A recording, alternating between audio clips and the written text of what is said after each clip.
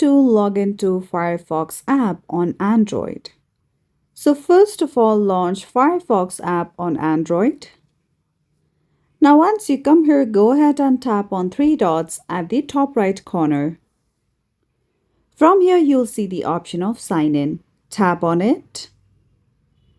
From here, if you wish to, you can scan a QR code and then log in directly. Or you could tap on use email instead. I'm going to tap on the second option. Now, once you come over here, if you have already logged in before, your email address will be shown. Or else you can tap on use a different account at the bottom. Now, all you would have to do is enter the password of your Firefox account. After this, go ahead and tap on sign in.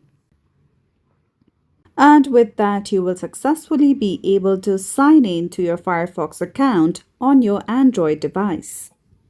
So that's all for today's video, and at last, don't forget to subscribe to our YouTube channel.